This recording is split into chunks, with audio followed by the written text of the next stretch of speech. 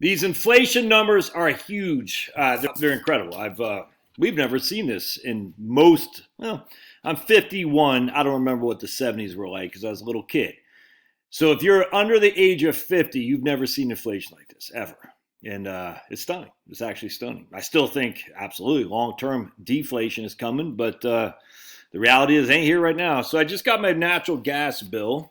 My price per therm in August was 179. My price per therm in December is 199.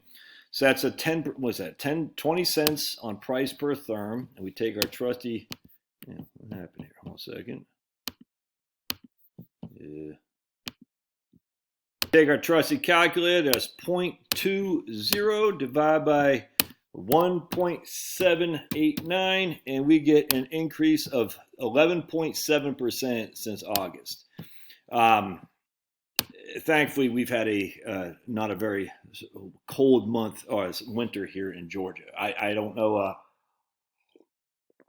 I don't know how people are going to be able to deal with heating their homes if there's a significantly cold streak because the natural gas is through the roof. All right, but that's not it. My man over Sundance of a conservative treehouse, watch this. Producer price index for final demand, 12-month percent change. All right, look at this. This is freaking nuts. So we have zeros. We have a couple months from January. Let's see. So total is all we care about. From January through July. Let's see. Oh, that's 2015. Excuse me. Look at this. So there's the drop off from COVID right here, and look at this, through the roof, man. Look at that. That's crazy, but it gets even worse. I mean, this is freaking sick.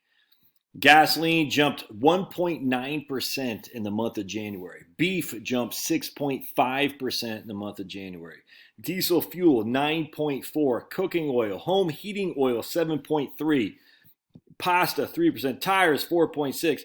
Wholesale cleaning supplies. Unfortunately, there's nothing upstream in the supply chain and manufacturing pipeline suggests that the higher prices at the retail level are not coming. This is producer price index. Gasoline is up 53.9, diesel 56.5, beef up 43.9 year over year. I mean, this is freaking insane, man. And we're going to see here change in final demand. Look at this from a month ago, from 12 months ago. So in January 2021 to January 2020, from January 2020 to January 2021, we had a 1.6% inflation. January 2021 to January 2022, 9.7. December, 9.8. November, 9.8. Change in final less food energy, the volatile food energy sector, because that's so volatile we can't put it. Well, I still got to pay the freaking bills. 6.9. The month of January, 2.5 in energy alone in the month of January, 2.5. Foods, the month of January alone, 1.6. Total, 1.3 in the month of January. This is freaking nuts. The temporary drop in gasoline prices was right here in December. It was the only reason December PPI producer inflation was not much higher. However, the BLS did revise the December PPI inflation slightly higher, putting it at 9.8%. The cumulative cost of energy price increases continued to drive inflation in the entire system of goods production. The cumulative cost of energy price increases continue to drive inflation. Year-over-year PPI for November, December, and January shows the overall inflation in the wholesale supply chain is structurally here to stay. We can expect much higher prices at retail for the foreseeable future. Remember, they're producing it. What happens to the wholesale and then the retail? And keep in mind, these figures are backward-looking. In my estimation, the massive price increases through the Bureau has just quantified in January and the preceding months is the end of the first wave of massive inflation that the conservative treehouse warned about last October. The recent announcement of price increases from Kraft Heinz, Procter & Gamble in combination with massive fertilizer and farming costs for future yield is a second wave that is yet to be quantified.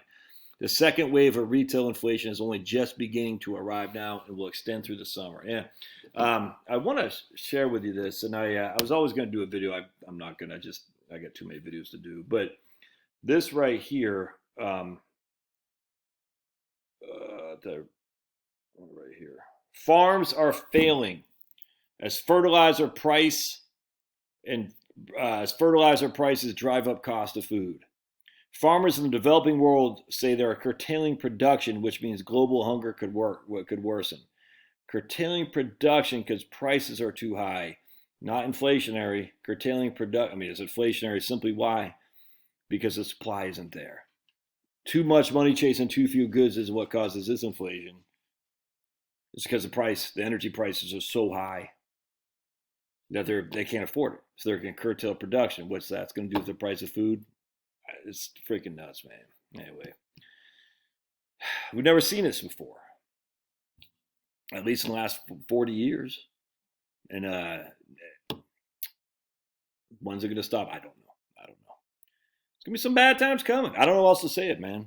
When food supplies get curtailed simply because of fertilizer costs going through the roof, that's bad. When energy prices are going through the roof, that's bad.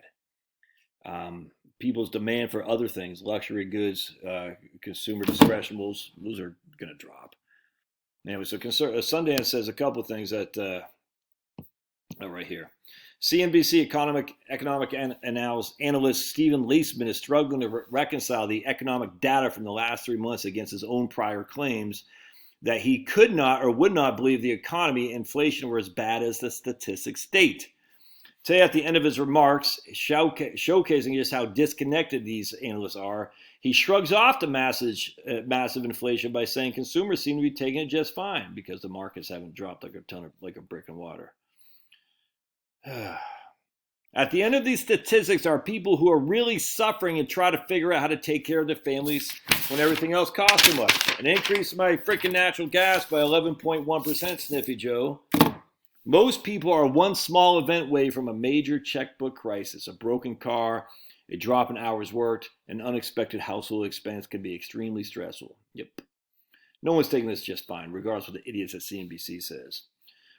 Food prices showed a significant rebound, jumping by 1.6% in January. He talks about some ways to deal with this stuff in one of his things here. All right, here. Do what you can now to start preparing your weekly budget in ways you may not have thought about before. Shop sales, use coupons, look for discounts and products that can be reformulated into multiple meals or multiple uses. Shelf-stable food products that can be multi-purposed with proteins is a good start. Consider purchasing the raw materials for cleaning products and reformulate them yourself to avoid massive increases in petroleum costs. Now, it's going to be, I don't know. No one knows, but if you're living on a pretty tight budget and these numbers start coming out, that's going to freaking curtail your spending. And if growth is contingent on consumer spending, this isn't growth. Stagflation, man. All right, love your thoughts. We'll see you.